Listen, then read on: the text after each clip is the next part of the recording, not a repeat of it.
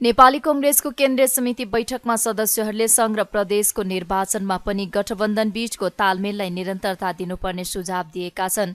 Party कार्यालय सानेपामा मंगलबार बसेको बैठकमा धारणा राख्ने सदस्यहरूले स्थानीय तह निर्वाचनमा गठबन्धन बीचको तालमेल प्रभावकारी देखिएको भन्दै आगामी निर्वाचनमा पनि यसलाई निरन्तरता दिन सुझाव दिएका हुन्। केही स्थानमा सन्तोषजनक नभए पनि अधिकांश स्थानमा तालमेलले राम्रो परिणाम दिएको उनीहरूको भनाइ छ। यसअघिका कमी कमजोरीलाई सुधार गर्दै स्थानीय तहको मत परिणामका आधारमा अब तालमेल हुनुपर्ने सुझाव आएको कांग्रेस प्रवक्ता प्रकाश शरण महतले जानकारी दिनुभयो। केही नेताहरूले पार्टीको फोरम बाहिर धारणा राख्ने क्रम बढेकाले यस्तो नगर्न सचेत गराइएको उहाँले बताउनुभयो।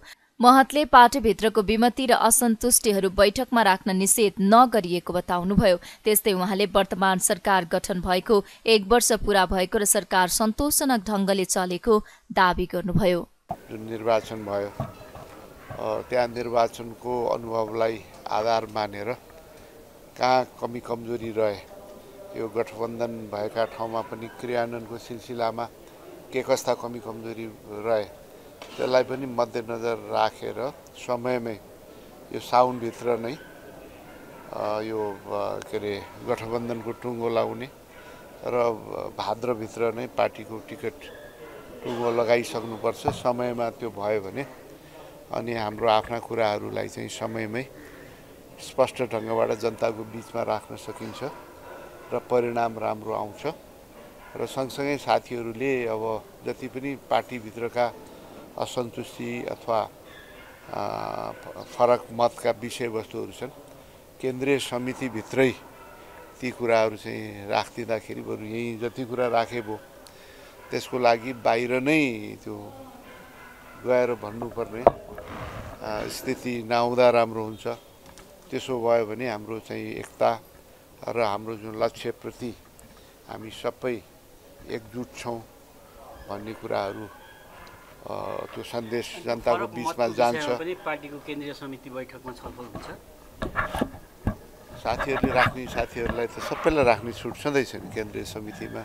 जस्तै जो शेखरजीले नै आफ्नो कुराहरू राख्नुभयो, साथीहरूले पनि राखिरहनु भएको छ र केन्द्रीय समितिमा छलफलमा कुनै पनि विषय प्रवेश गराउन कुनै अप्ठ्यारो पनि छैन र त्यसको लागि यहाँ केन्द्रमा चाहिँ केन्द्रीय समितिमा बोल्न पाइएन, त्यसकारण अन्त गएर बोल्नु पर्यो भन्नुपर्ने स्थिति छैन। लाग्दछ यो 1 वर्षको जुन हाम्रो अनुभव छ यो चाहिँ सन्तोषजनक ढङ्गले सरकार चाहिँ चलेको छ। कतिपय उपलब्धिहरू पनि यो सरकारले हासिल गरेको छ। जस्तो कोभिडको कत्रो चाहिँ व्यापक प्रकोप थियो ओलीजीको सरकारको बेलामा, पछि व्यापक रूपमा भ्याक्सिनेसन ल्याएर अहिले चाहिँ सहज जीवन भएको छ। हामी चाँडै बिर्सिन्छौँ, यो राम्रो भएको कुराहरू चाहिँ बिर्सिन्छौँ। त्यस्तै गरेर चाहिँ ठुलो भ्रष्टाचार एकपछि अर्को काण्डै काण्ड भएको अवस्था थियो, त्यो रोकिएको छ। त्यस्तै गरेर चाहिँ यो वैदेशिक नीतिमा अन्यल थियो, यो एमसिसी भनेर चाहिँ त्यसैमा सधैँ चाहिँ त्यसलाई चाहिँ अनेक किसिमबाट विशेषण दिइने कुरा भइराखेको थियो, त्यो सुस्पष्ट भएर पारित भएको छ र एउटा सन्तुलित नेपालको आवश्यकता र स्वार्थमा आधारित विदेश नीति सञ्चालन भएको छ। आफ्ना कुराहरूलाई हामीले सुस्पष्ट ढङ्गबाट सबै मित्र राष्ट्रका प्रतिनिधिहरूलाई हामीले चाहिँ राख्न थालेका छौँ।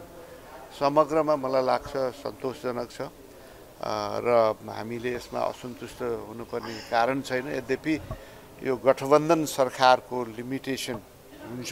त्यो लिमिटेसन भनेको के हो भने निर्णय समयमा गर्न कठिन हुन्छ। सबै गठबन्धनमा दलमा रहेका नेताहरूसँग छलफल गर्नुपर्ने, निष्कर्ष निकाल्न चाहिँ समय लाग्ने, नियुक्तिहरू चाहिँ गर्न चाहिँ समय लाग्ने, निर्णयहरू चाहिँ विवादमा पनि आए। अब त्यो सम्पूर्ण कुरो चाहिँ हाम्रो पार्टी सभापति प्रधानमन्त्रीको ले नै सम्पूर्ण कुरो, यद्यपि उहाँ चाहिँ सरकारको चाहिँ नेतृत्वमा हुनुहुन्छ तथापि पनि त्यसलाई व्यवस्थापन गर्न गाह्रो हुन्छ। बैठकमा मंगलबार रामचन्द्र पौडेल, चित्रलेखा यादव, उमा रेग्मी, जीव छिरिङ लामा, पदम नारायण चौधरी, आनन्द प्रसाद ढुङ्गाना लगायतले धारणा राखेका थिए भने सहमहामन्त्री बद्रीप्रसाद पाण्डेले मर्यादाक्रम निर्धारण सम्बन्धी मस्यौदा छलफलका लागि प्रस्तुत गर्नुभएको थियो। बैठकमा प्रदेश सभापतिहरूले मर्यादाक्रम नमिलेको भन्दै आपत्ति समेत जनाएका थिए। केन्द्रीय कार्यसमितिको बैठक असार 29 गते दिउँसो 1 बजे पुनः बस्ने कांग्रेसले जनाएको छ।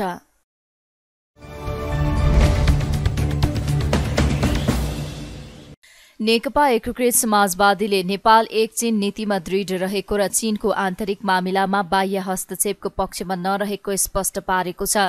मंगलबार काठमाडौँमा नेपाल भ्रमणमा रहेका चिनिया कम्युनिष्ट पार्टी सीपीसीका विदेश विभाग प्रमुख लिउ जियानचाओ नेतृत्वको टोलीसँग भेटवार्ताका क्रममा समाजवादीका नेताहरूले चीनको आन्तरिक मामिलामा हस्तक्षेप गर्ने कुनै नीति नरहेको बताएका हुन्। भेटवार्तापछि एकीकृत समाजवादीका अध्यक्ष माधव कुमार नेपालले नेपाल र चीन बीचको सम्बन्धलाई घनिष्ठ बनाउने गरी दुई पार्टी बीचको सम्बन्धलाई बलियो बनाउने विषयमा छलफल भएको जानकारी दिनुभयो। उहाँले चिनिया पक्षले पनि नेपालसँगको सम्बन्ध सुमधुर बनाउने प्रतिबद्धता जनाएको बताउनुभयो। विदेश विभागका प्रमुख कमरेड लियुको नेतृत्वमा आएको प्रतिनिधिमण्डलसँग हाम्रो पार्टीको पनि नेपाल कम्युनिस्ट पार्टी समाजवादीको तर्फबाट हामी दुईटै पार्टीको बीचमा कुराकानी भए, प्रतिनिधिमण्डलको बीचमा भए र कसरी नेपाल र चीन बीचको सम्बन्धलाई अझ घनिष्ठ बनाउन सकिन्छ, अझै सम्बोधन कसरी बनाउन सकिन्छ भन्ने पक्षदेखि लिएर दुई पार्टी बीचको सम्बन्धलाई पनि कसरी हामी चाहिँ अझै विस्तार गर्न सक्दछौँ, बलियो बनाउन सक्दछौँ भन्ने कुरा पनि भएका छन्। त्यसै गरी अब चीनबाट नेपालले, नेपालबाट चीनले पारस्परिक रूपमा सिक्नुपर्ने कुराहरू पनि छन्। यसको निम्ति डेलिगेसनहरू, विभिन्न डेलिगेसनहरू, पार्टी डेलिगेसन होस्, पार्टीका जनवर्गीय सङ्गठनहरू होस् या विभिन्न विषयसँग जोडिएका विज्ञहरूको डेलिगेसन होस्, त्यो आदान प्रदान हुने कुराहरूको बारेमा पनि कुराकानीहरू भएको छ र हामीले नेपालको नीति चीनप्रतिको स्पष्ट रूपले बताएका छौँ। नेपाल एक चीन नीतिमा दृढ छ र चीनको आन्तरिक मामिलामा बाह्य हस्तक्षेप को नेपाल पक्षमा छैन, नेपालको भूमिलाई प्रयोग गर्न दिने पक्षमा छैन। चाहे तिब्बतको इस्यु होस्, चाहे ताइवानको, यो सबै चीनको आन्तरिक मामिला हो भन्ने हामीले राखेका छौँ र चीनसितको सम्बन्धमा हामीले कुनै समस्या पाएका छैनौँ र यो सम्बन्धलाई अझै अघि बढाएर लानुपर्छ भन्ने कुरामा हामीले जोड दियौँ। र चिनिया पक्षले पनि नेपाल र चीन बीचको सम्बन्ध सुमधुर रहेको कुराको चर्चा गर्दै विभिन्न पार्टीहरूसितको सम्बन्धलाई पनि बलियो बनाउन चाहेको कुरा पनि उहाँले अगाडि सार्नु भएको छ। र नेपाललाई पहिलो देशको रूपमा उहाँ विदेश विभागको प्रमुख भइसकेपछि रोजेको चर्चा गर्दै यसलाई नेपाललाई महत्त्व दिएको कुरा पनि उहाँले उल्लेख गर्नुभएको छ। कोभिड-19 को अझै पनि प्रकोपबाट विश्वमुक्त भन्ने भइन सकेको अवस्थामा पनि नेपालमा आउने कुराप्रति उहाँले खुसी व्यक्त गर्नुभएको छ र फर्केपछि फेरि पनि उहाँले क्वारेन्टाइनमा बस्नुपर्ने 10 दिनसम्म, त्यसको बावजुद पनि यहाँ म आइपुगेको छु भन्ने कुराको उहाँले चर्चा गर्नुभएको छ। अर्थात् कुराकानी अत्यन्तै राम्रो वातावरणमा भएको छ र सम्बन्धलाई बलियो बनाएर लिएर जाने कुरामा हामी दुईटै पक्षले जोड दिएका छौँ। चिनिया टोलीले नेपालका पार्टीहरू मिलेर अघि बढुन् भन्ने शुभेच्छा प्रकट गरेको अध्यक्ष नेपालले बताउनुभयो।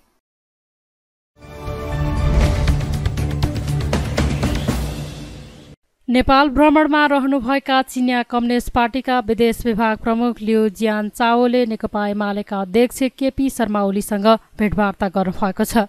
मंगलबार भक्तपुरको बालकोटमा भएको भेटवार्ताका क्रममा द्विपक्षीय सम्बन्धका बारेमा चर्चा भएको थियो। लिउ जियानचाओले नेपाल चीनको अत्यन्त नजिकको मित्र राष्ट्र भएको र नेपालको विकासको साझेदार रहेको भन्दै यसलाई निरन्तरता दिन चाहेको बताएको एमाले नेता डाक्टर राजन भट्टराईले जानकारी दिनुभयो। एमाले अध्यक्ष ओलीले आफूहरू एक चीन नीतिप्रति प्रतिबद्ध रहेको बताउनु भएको थियो। नेपालबाट चीन विरोधी कुनै पनि गतिविधि नहुने समेत ओलीले बताउनु भएको भट्टराईले जानकारी दिनुभयो। नेपालले आफ्नो नीति र निर्णय स्वतन्त्र रूपमा गर्ने र चीनले पनि स्वतन्त्र रूपमा आफ्नो नीति बनाउने भएकाले यसअघि जस्तो सम्बन्ध थियो त्यही रूपमा नै अघि बढ्ने विषयमा सघन कुराकानी भएको भट्टराईले जानकारी दिनुभयो। चीनले नेपाललाई अत्यन्त नजिकको मित्र राष्ट्र र उसले हिजोदेखि नै हामीलाई जुन हाम्रो विकासको साझेदार एउटा महत्त्वपूर्ण र भरपर्दो साझेदार मुलुकका रूपमा रहँदै आएको र त्यसलाई निरन्तर रूपमा अगाडि बढाउन चाहेको कुरा चीनका तर्फबाट राख्नुभएको छ भने नेपालका तर्फबाट हामीले जुन विगतदेखि नै लिँदै आएको चीनप्रति एक चीनको नीति र सँगसँगै नेपाली भूभाग चिनिया वा अरू कुनै पनि राष्ट्रका मित्र राष्ट्रका विरुद्ध प्रयोग हुन नदिने हाम्रो जुन पुरानो प्रतिबद्धता हो त्यो प्रतिबद्धतामा नेकपा एमाले प्रतिबद्ध छ र त्यसलाई निरन्तर रूपमा हामी अगाडि बढाउन चाहन्छौँ भन्ने कुरा चाहिँ हाम्रो अध्यक्षका तर्फबाट उहाँले राख्नुभयो। त्यसभन्दा बाहेक खास गरी अब दुईवटा पार्टीका बिचमा यद्यपि हामी देशका दुईटा छुट्टै पार्टी हौँ, हामीले हाम्रो देशको परिस्थिति अनुसार हाम्रो विचारहरू निर्माण गरेका छौँ। हामीले मार्क्सवादलाई हाम्रो देशको परिस्थिति यहाँको आन्तरिक स्थिति यी सबै कुरालाई ध्यानमा राखेर व्याख्या गरेका छौँ भने चिनियाहरूले चिनिया खालको व्याख्या गरेका छन् मार्क्सवादको र त्यसअनुसार अगाडि बढेका छन्। त्यसो भएको हुनाले यी विषयहरूमा हामी आफ्ना देशको आफ्नो स्वतन्त्र हिसाबको आन्दोलन अगाडि बढाइरहेका छौँ। नेपालले लिने नीतिका बारेमा, नेपालले गर्ने निर्णयका बारेमा नेपाल स्वतन्त्र हिसाबले त्यो निर्णय लिन्छ जुनसुकै विषयमा होस् र त्यसै गरी चिनियाहरूले पनि त्यस मामलामा त्यसै हिसाबले लिने हो। हामीले हाम्रो यो मैत्रीपूर्ण सम्बन्ध र यो सम्बन्धलाई अहिले जुनसुकै परिस्थितिहरू अगाडि बढे तापनि विगतमा जुन जस्तो हिसाबबाट हामी अगाडि बढेका हौँ त्यही हिसाबबाट अगाडि बढ्नु नै उचित हुन्छ भन्ने जस्ता विषयमा उहाँहरूका बिचमा सघन कुराकानी भएको छ। उहाँहरूको अरू कुनै छैन। नेपालले लिने नीति, नेपाल स्वतन्त्र राष्ट्र हो, सार्वभौमसत्ता सम्पन्न मुलुक हो। यो मुलुकले आफूले लिने नीतिका बारेमा हामी सम्मान गर्छौँ। हामी सँगै के भन्दाखेरि हामी एउटा छिमेकी मित्र राष्ट्रहरू हौँ। हामीले अन्तर्राष्ट्रिय रूपमा हाम्रा अरूसित कस्तो सम्बन्ध रहन्छ त्यसका आधारमा हामी नेपाललाई हेर्दैनौँ। हामीले नेपाललाई नेपाल र चीनको हितमा पारस्परिक समानताका आधारमा, पारस्परिक लाभका आधारमा र दुईटा सार्वभौमसत्ता सम्पन्न र स्वतन्त्र मुलुकहरू जसरी हामी विगतमा मैत्रीपूर्ण सम्बन्ध कायम राख्दै आएका थियौँ त्यही निरन्तर रूपमा हामी अगाडि बढाउन चाहन्छौँ भनेर भन्नुभयो। उहाँहरूले के भन्नुभयो भने तपाईहरू विचार मिल्नेहरू एक ठाउँमा आउन सक्नुहुन्छ, तपाईँहरूको कुरा हो, तर यस मामलामा चीनले यसो गर्नुहोस् यसो नगर्नुहोस् भनेर हामीले भन्ने हामी त्यो ठाउँमा छैनौँ, हामी भन्न चाहदैनौँ, त्यो तपाईँहरूको आन्तरिक मामला हो भन्ने छ उहाँहरूको नीति। त्यस्तो पोजिटिभ भनेर मतलब चाहिँ उहाँहरूले एक्सप्लिसिटली हामीलाई तिमीहरू भए हुनाले यस्तो हो, यो भएको हुनाले यो हो भन्ने किसिमको छैन। तपाईँहरू एउटा कुरा म के भन्न चाहन्छु भने यो राष्ट्रको दुईटा मुलुकका बिचको सम्बन्धमा विचारको कुरो हुँदैन। दुईटा मुलुकको सम्बन्ध दुईटा राष्ट्रिय हितका आधारमा हुन्छ। चीनले चीनको राष्ट्रिय हित हेर्छ, चिनिया कम्युनिस्ट पार्टी, नेपालको कम्युनिस्ट पार्टीहरूले नेपालको राष्ट्रिय हित हेर्ने हो। हाम्रा दुईटा राष्ट्रिय हित हेरेर हाम्रा नीतिहरू अगाडि बढाउँदा जहाँ हामी सहकार्य गर्ने स्थिति बन्छ त्यो सहकार्य गरेर अगाडि बढ्छौँ। जुन कुरामा हामी फरक ठाउँमा उभिने स्थिति हुन्छ फरक ठाउँमा उभिन्छौँ। नेता लियु 4 दिने भ्रमणका लागि आइतबार नेपाल आउनु भएको थियो।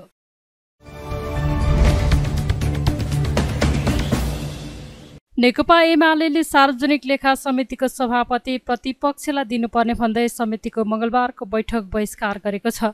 मंगलबार सिंहदरबारमा बसेको बैठकमा एमालेका सांसदहरूले वर्तमान सरकार गठन भएको 1 वर्ष पुग्दा पनि समितिको सभापति सत्ता पक्षले नै राखेको भन्दै बैठक बहिष्कार गरेको हो। बैठकमा सभापति भरत कुमार शाहले समितिको वार्षिक प्रतिवेदन पारित गर्न प्रस्ताव गर्नु भएको थियो, तर एमाले सांसद विशाल भट्टराई र गोकुल बास्कोटा लगायतले सभापतिले राजीनामा दिनुपर्ने र प्रतिपक्षबाट नयाँ सभापति चयन हुनुपर्ने बताएका थिए। लेखा समितिको नेतृत्व विपक्षी दलले पाउने परम्परा रहेकाले वर्तमान सभापतिले मार्ग प्रशस्त गर्नुपर्ने उनीहरूको भनाइ थियो। अहिलेको व्यवस्थामा विश्वास गर्छौं।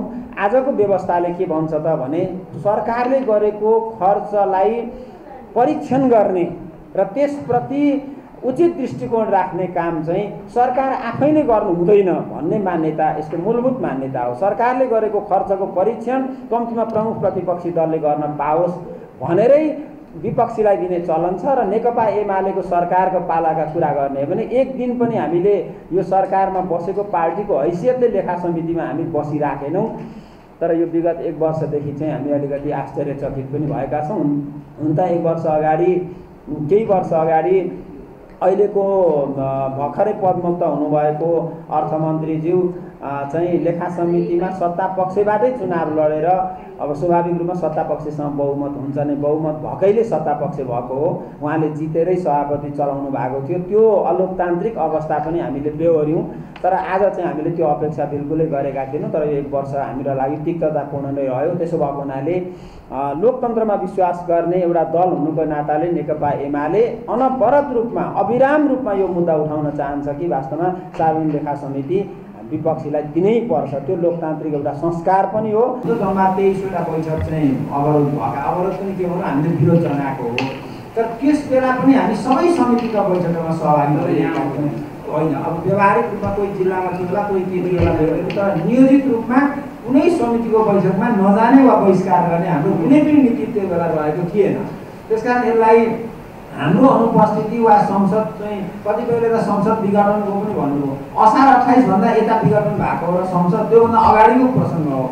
असार 28 आजै भएछ, 1 वर्ष त वास्तवमा भन्यो भने लेखा समितिको कुनै बैठकै भएन, कुनै गतिविधि नै भएन नि त। बैठक भएको भए त यहाँ भएका मान्छेहरू त आइन्थ्यो होला, कोही जिल्ला भएको बेला विभिन्न कारणले अनुपस्थित भयो। यसलाई चाहिँ यो कुरासँग जोडेर हामीले संसदमा चाहिँ जुन विरोध जनायौँ एउटा खास कालखण्डमा, त्योसँग संसदको कुनै पनि समितिको बैठक अवरोध भएको झुटो बोल्दैन होइन, तीचोटि बोल्दा पुगेन। आजै पनि सभापति अब यहाँ सबै सत्ता पक्षका सांसदहरू त हुनुहुन्न नि, त्यसको जिम्मेवारी त हामीले लिन सक्दैनौँ।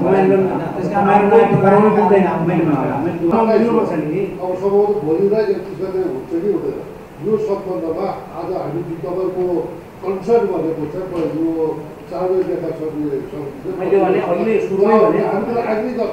हामी समिति जानु पनि तयार छ। हाम्रो अन्यथा भनेकै छैन, सुरुमा कुरा उठिदेखि यसमा गोविन्द सरले कुरा आज एकचोटि उहाँले मात्रै छोड्नु नसक्ने अवस्था भयो भने त्यसलाई भोलि राख्नुला, यो विषय राख्नु यो भोलि राख्नु न, भोलि आजको कुरा होइन। म स्वागत मैले तपाईँले भनिसकेँ नि, सभापतिज्यू यो पेश गरौँ न, यो पेश गरौँ न। मलाई को बसेर मैले भनिसकेँ तपाईँले त भनिसक्यो नि। 1 वर्षै भइसक्यो। मैले उहाँलाई पनि तपाईँलाई व्यक्तिगत भनेको छु, पाठकजीले पनि व्यक्तिगत भनेको छु, दायित्व सिद्धिन्छ मैले भनेकै छु। यसमा बस्ने भन्ने कुरा के छ, बस्ने त हामी बसिसक्यौँ।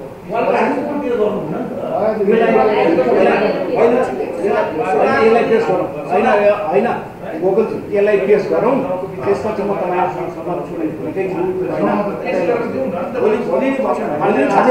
यसलाई अगाडि बढाउने भन्नुहोस् होइन कि मैले यहाँ पास गरेर त हुँदैन, यो त्यो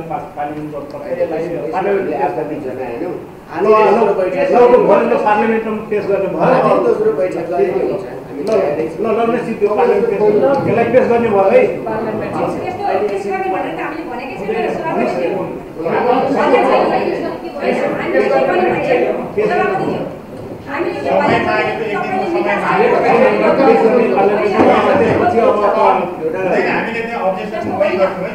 होइन अब्जेक्सन होइन, यसलाई पेस गर्ने हो।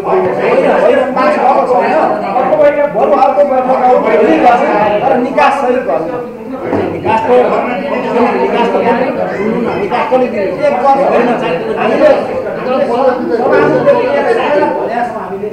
सभामुखदेखि लिएर सबैलाई भनेको होइन। अब सभापतिज्यूले निकास लिएर जतिखेर बैठक बोलायो भने हामी आउँछौँ र यसलाई अहिले 1 घण्टा पछि बोलायो ठिक छ, आउँछौँ हामी। किन जानुहुन्छ, यसलाई पेस गर्नु।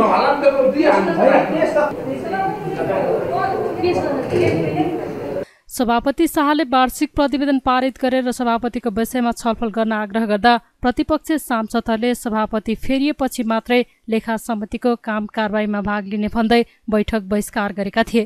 त्यसपछि बैठकले बहुमतका आधारमा समितिको 22औं वार्षिक प्रतिवेदन पारित गरेको समिति सचिव रोजनाथ पाण्डेले जानकारी दिनुभयो। आजको बैठकको निर्णय चाहिँ बहुमत उपस्थित सांसदहरूको बहुमतको सङ्ख्याले यो हाम्रो सार्वजनिक लेखा समितिको वार्षिक प्रतिवेदन अनुमोदन गर्ने काम र सभामा पेश गर्नको लागि चाहिँ पठाउनको लागि स्वीकृति दिने निर्णय भयो। प्रमुख प्रतिपक्षी दलका मान्य सदस्यहरूले उहाँहरूले चाहिँ बैठक बहिष्कार गरेर छोडेर जानुभयो आफ्नो उपस्थिति जनाइसकेपछि र यो बिचमा जति सांसदहरू यहाँ रहनुभयो उहाँहरू चाहिँ उपस्थित सङ्ख्याको बहुमत भएको हुनाले उहाँहरूले चाहिँ यो प्रतिवेदन अनुमोदन गर्नुभयो। त्यही अनुसार हामी अगाडि बढेका छौँ। बैठकमा अन्य सांसदहरूले सभापति परिवर्तन गर्ने विषयको भिन्दै प्रक्रिया रहेको भन्दै समितिमा यस्ता विषय नउठाउन विपक्षी सांसदहरूलाई सुझाव दिएका थिए। समितिमा हालका सभापति भरत कुमार शाह कांग्रेसका हुनुहुन्छ।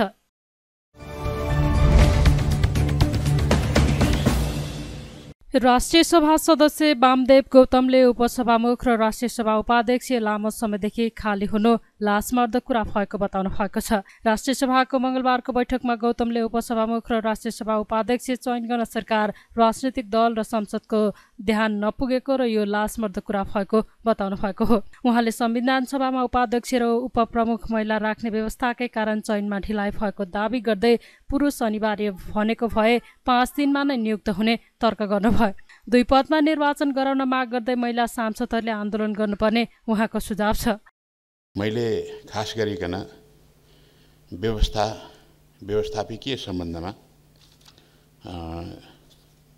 यो प्रतिनिधि सभाको सभामुख र उपसभामुख तथा राष्ट्रिय सभाको अध्यक्ष र उपाध्यक्षको सम्बन्धमा जे व्यवस्था गरेको छ त्यो व्यवस्थाको सम्बन्धमा मैले सम्बन्धित पक्षको ध्यान आकर्षण गर्नको निम्ति मैले यो उल्लेख गर्दैछु। संविधानको धारा 92 मा राष्ट्रिय सभाको अध्यक्ष र उपाध्यक्ष भन्ने व्यवस्था छ र त्यसमा प्रतिनिधि सभाकोमा पनि र राष्ट्रिय सभाकोमा पनि उपाध्यक्ष बिनाको अध्यक्षको परिकल्पना छैन। यसको अक्षर र भावनामा जानियो भने उपाध्यक्ष हर ठाउँमा अध्यक्षसित सँगसँगै उपाध्यक्ष छ र त्यसमध्ये एक अनिवार्य रूपमा महिला हुनुपर्नेछ। यसको अर्थ के पनि हुन्छ भने बरु पुरुष र महिला मध्ये पुरुष नभए पनि हुन्छ, महिला अनिवार्य हुनुपर्छ। किनभने महिला अनिवार्य भनेर लेखेको छ र यसको अर्थ के हो भने हामीले संविधान निर्माण गर्दाखेरि धेरै ठाउँमा एउटा पदमा महिला एउटा पदमा पुरुष राख्ने गरी बराबरी हक अधिकार छ भनेर भन्ने सन्देश दिनको निम्ति यो व्यवस्था गरिएको थियो। त्यही व्यवस्था अनुसार राष्ट्रपति र उपराष्ट्रपति व्यवस्था भएको छ र सभामुख, उपसभामुख र राष्ट्रिय सभाका अध्यक्ष र उपाध्यक्ष पनि त्यही व्यवस्था अन्तर्गत भएको छ। म संविधान निर्माता पनि हुँ र हक हुन्छ कि मैले निर्माण गरेको संविधानका हरेक विषयमा म त्यसको व्याख्या गर्ने अधिकार पाउँछु। त्यसो भएर आज राष्ट्रिय सभामा उपाध्यक्ष नभएको 4 महिना भइसक्यो र अब यहाँ पुरुष र महिलाको पुरुष अध्यक्ष र महिला उपाध्यक्षको व्यवस्था हो। महिला यो संविधानको यो धाराको व्याख्या गर्दाखेरि यसको भावना यो पनि हुन सक्छ, जसरी यहाँ भाषा प्रयोग भएको छ, शब्दहरू प्रयोग भएका छन्, त्यसलाई हेर्दाखेरि बरु पुरुष नभए पनि हुन्छ तर महिला हुनैपर्छ र महिला मात्रै दुईटै पदमा पुग्दाखेरि पनि यो सही हुन्छ। अध्यक्ष पनि महिला र उपाध्यक्ष पनि महिला हुँदा यो संविधानको भावनालाई असर गर्दैन। तर महिला अनिवार्य हुनुपर्छ, जसमा संविधानको दुवै ठाउँमा लेखिएको छ। अब प्रतिनिधि सभामा त लाजमर्दो स्थिति भयो, किनभने विगत झन्नै 4 वर्षदेखि त्यहाँ उपसभामुख नै छैन र त्यहाँ पुरुष सभामुख भएको हुनाले त्यहाँ पनि महिलै हुने हो। यदि पुरुष अनिवार्य भनेर चाहिँ भनेको भए आज होइन 5 दिनमै त्यो खाली हुँदा बित्तिकै पुरा हुने थियो। यो के कारणले सरकारको पनि ध्यान गएको छैन, राजनीतिक पार्टीहरूको पनि ध्यान गएको छैन, अरू कसैको पनि ध्यान गएको छैन र हाम्रो यो राष्ट्रिय सभामा यो विषय प्रवेश गराउन म चाहन्छु र नेपाल सरकारका मन्त्रीजीले प्रधानमन्त्रीलाई र अरूलाई यहाँले पुर्याउनु हुनेछ भनेर भन्ने मेरो माग छ। गौतमले राष्ट्रिय सभा उपाध्यक्ष पदमा नियुक्तिका लागि पहल लिन राष्ट्रिय सभा अध्यक्ष गणेश प्रसाद तिमल सिन्हाको ध्यानाकर्षण गराउनुभयो।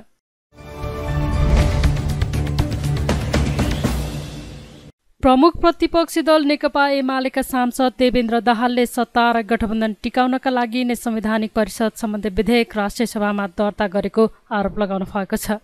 मंगलबार राष्ट्रिय सभाको बैठकको विशेष समयमा बोल्दै दाहालले सरकारमा रहेका दलहरू आफैले यसअघि विरोध गरेको विधेयक राष्ट्रिय सभामा दर्ता गरेको र यो सत्ता र गठबन्धन टिकाउनका लागि मात्रै भएको आरोप लगाउनु भएको हो।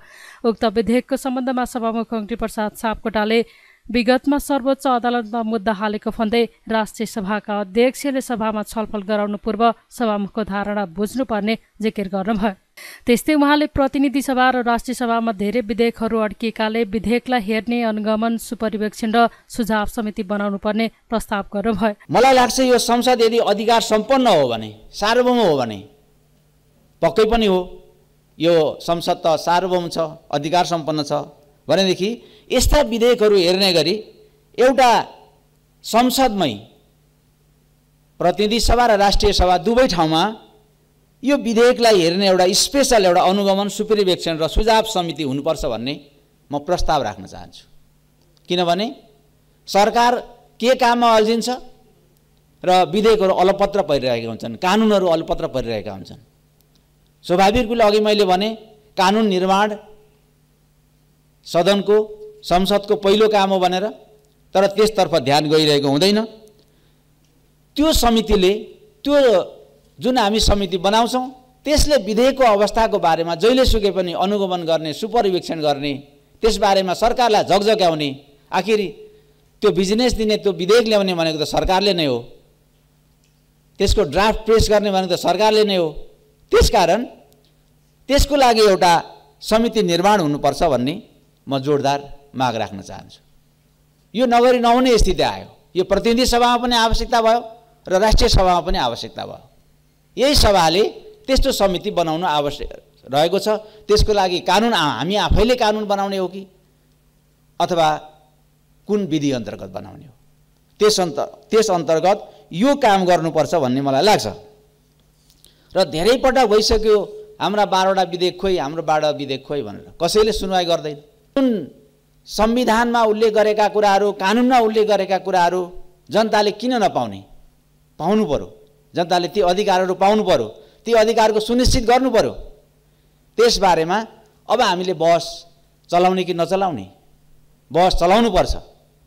अरू विषयमा खेर फाल्नुभन्दा हामीले यस विषयमा अब बहस चलाउनु आवश्यक छ र यसको निकास पनि निकाल्नु आवश्यक छ।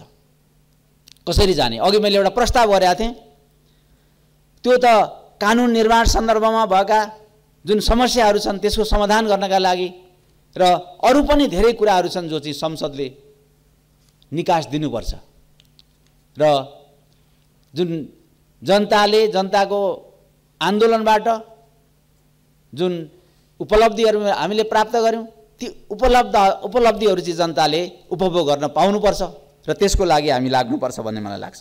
अब मलाई के लाग्छ भने यो जुन विधेयक यहाँ दर्ता भएको छ हामीले त्यसलाई चाहिँ विरोधको सूचना पनि दिइसकेका छौँ। भनेदेखि यस्तो भन्ने यो सभामुखले यसो भनेर जुन मुद्दा हाल्नु भएको छ दिनै प्रावधानहरू राखेर त्यो विधेयक यहाँ ल्याइएको छ। यद्यपि त्यो विधेयक यहाँ छलफल होला, विधेयक ल्याइएको छ, तर अब एकचोटि त हाम्रो अध्यक्ष महोदयले पनि त्यस बारेमा छलफल गर्नुभन्दा अगाडि त सभामुख महोदयसँग छलफल गर्नु पर्यो। तपाईँ हिजोकै अडानमा हुनुहुन्छ कि के छ तपाईँको भनेर मुद्दा हाल्नु भएको छ उहाँले। यी प्रावधान अन्तर्गत मुद्दा हाल्नु भएको छ। अनि त्यही फेरि विधेयक तिनै प्रावधान राखेर अनि फेरि कानुनको रूपमा चाहिँ अगाडि बढाउने गरी यहाँ ल्याइएको छ। त्यसैले मैले के भनेको भने यो सरकार भनेको चाहिँ कुनै इथिक नभएको, आफैले पहिले के भनेर आएको थिएँ भन्ने सोच विचार नभएको एउटा निर्लज्ज संस्था हो र सरकार भनेको। त्यसकारणले गर्दा यस्तो खालको विधेयकहरू ल्याउँदाखेरि पनि के त भन्दा सरकार टिकाउने, सत्ता टिकाउने हिसाबले ल्याइएको अवस्था छ। त्यसैले मैले अघि के भने जनताको सहारे लिएर वा जनताको विश्वास जितेर होइन, कानुनी प्रबन्धमा तलमाथि गरेर सत्तामा बसिरहने परिपाटीको यो सरकारले सुरुवात गरेको छ। दाहालले सरकारको व्यवस्थाका कारण संसदमा विधेयक र कानुनहरू अलपत्र परेकाले यसका कारण जनतालाई समस्या भएको तर्क गर्नुभयो।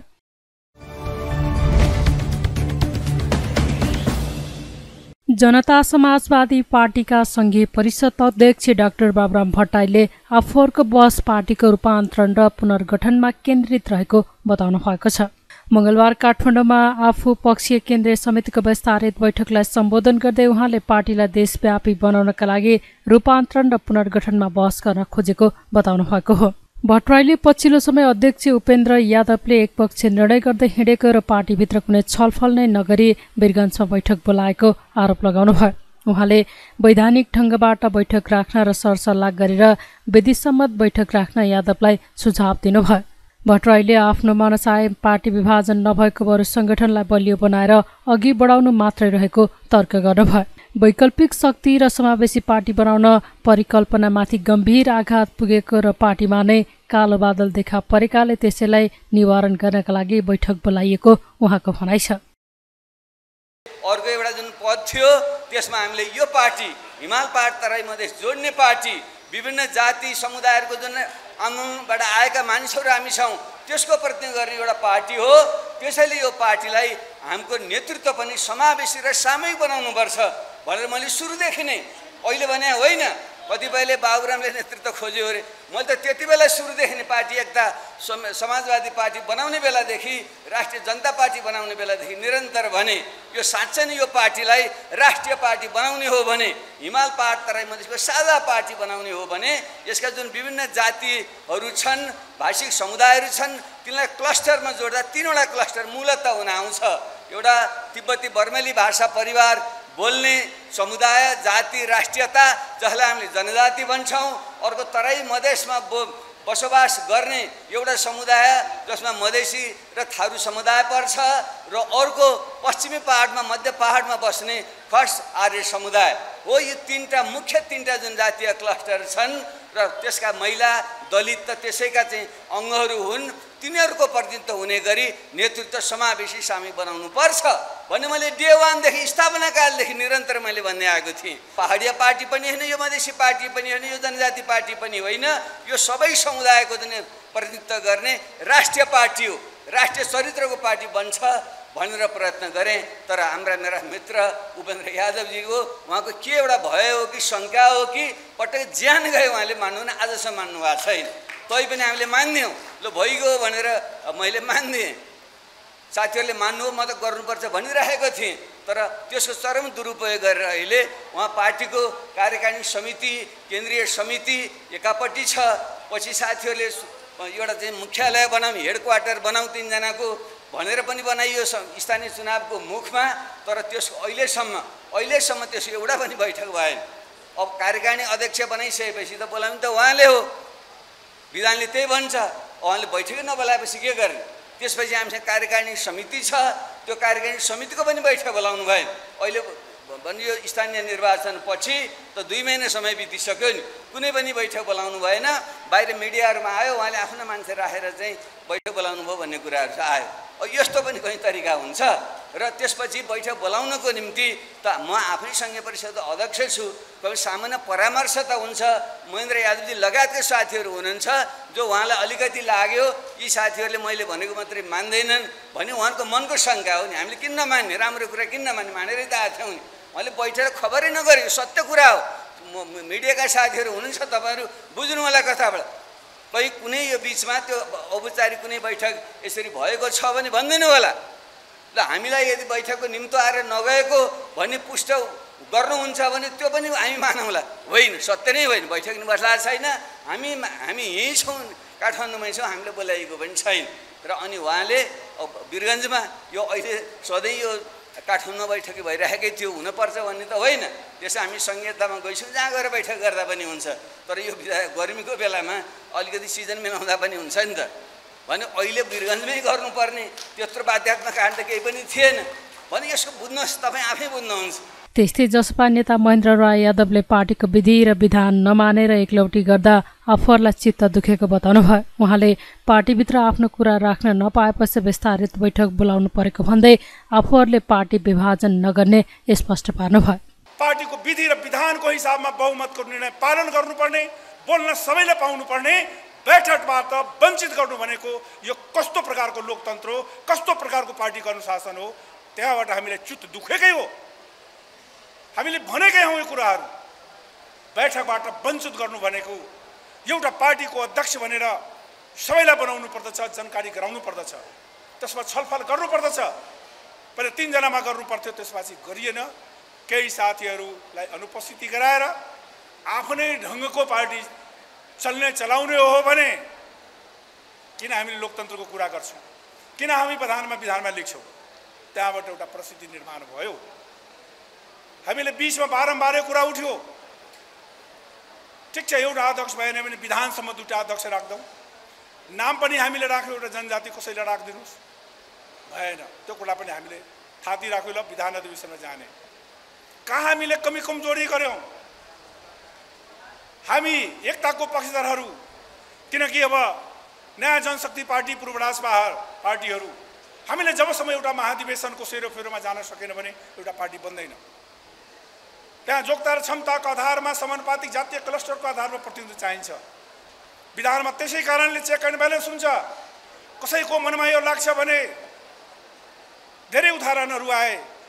2टा अध्यक्ष भयो भने पार्टी फुट्छ, 3टा अध्यक्ष भयो भने पार्टी फुट्छ। हामी 6वटा पार्टी भएर चलाएकै हौँ, एउटा पार्टी अध्यक्ष भएर पार्टी पनि फुटेको। त्यसकारणले यी सबै फुटका कुराहरूको कुनै अर्थ र अनर्थको छ। हामी के चाहन्छौँ भने सामूहिक नेतृत्व होस्, पार्टीमा एउटा अध्यक्ष रहन्छ, 2टा रहन्छ, समावेशी रहन्छ, जातीय क्लस्टर रहन्छ कि रहँदैन। हाम्रो भूगोलले, हाम्रो देशको भूगोलले प्रमाणित गरेको छ, देशमा जातीय क्लस्टर छ, संविधानमा पनि छ, समानुपातिक निर्वाचनमा पनि जातीय क्लस्टर छ र त्यो क्लस्टरभित्र, मूल क्लस्टरभित्र धेरै क्लस्टरहरू छ।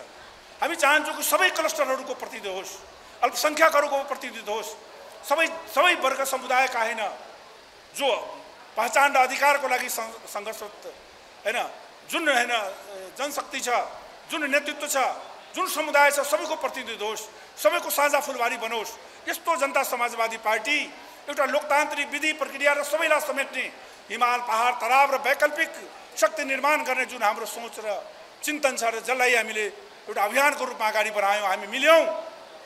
आज पनि भन्न चाहन्छु साथीहरू, आज दुनियाँको इतिहास हेर्नुहोस्, यो देशको होइन सबै पार्टीहरूको स्थिति हेरौँ। हामी फुटेर यो ठाउँमा होइन जुटेका हौँ। हाम्रो पनि यो पार्टीमा यो जनता शब्द भनेको हाम्रो पूर्व राजपाको हामीले कोइन गरेका हौँ।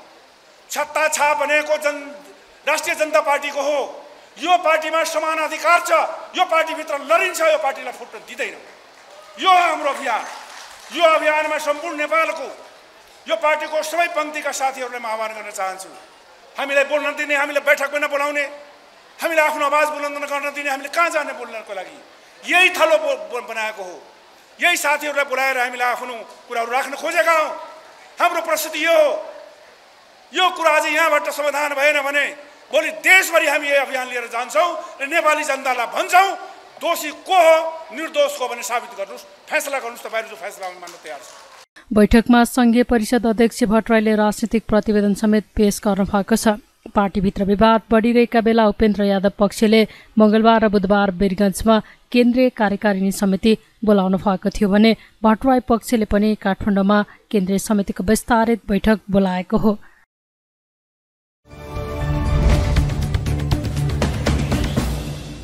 राष्ट्रिय सभाले प्रतिनिधि सभाबाट सन्देशसहित प्राप्त सामाजिक सुरक्षा लगायतका विभिन्न 4 विधेयकमाथि विचार गरियोस् भन्ने प्रस्ताव पारित गरेको छ। मंगलबार बसेको राष्ट्रिय सभाको दोस्रो बैठकमा गृहमन्त्री बालकृष्ण खानले प्रस्तुत गर्नुभएको सामाजिक सुरक्षा पहिलो संशोधन विधेयक र नेपाल प्रहरी र प्रदेश प्रहरी पहिलो संशोधन विधेयकमाथि विचार गरियोस् भन्ने प्रस्तावलाई पारित गरेको हो। बैठकले कानून मन्त्री गोविन्द प्रसाद शर्मा कोइरालाले पेश गर्नुभएको फौजदारी कसुर तथा फौजदारी कार्यविधि संशोधन सम्बन्धी केही कानून संशोधन गर्न बनेको विधेयक 2079 तथा यौन हिंसा विरुद्धको केही ऐनलाई संशोधन गर्ने विधेयक 2079 माथि विचार गरियोस् भन्ने प्रस्ताव पारित गरेको छ।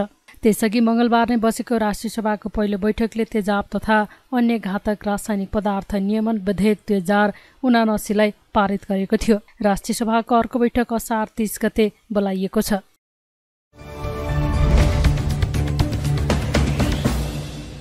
नेपालमा थप 177 जनामा कोरोना संक्रमण पुष्टि भएको छ। देशभर गरिएको 1805 पीसीआर परीक्षणका क्रममा 144 जना र 1321 एन्टिजेन परीक्षणका क्रममा 33 जनामा कोरोना संक्रमण पुष्टि भएको स्वास्थ्य मन्त्रालयले जनाएको छ। कोरोनाका कारण मंगलबार पनि कसैको मृत्यु भएको छैन। त्यस्तै थप 41 संक्रमित निको हुँदा हालसम्म नेपालमा 9,67,765 जना निको भएका छन्। हाल नेपालमा 873 सक्रिय संक्रमित आइसोलेसनमा रहेको मन्त्रालयले जनाएको छ।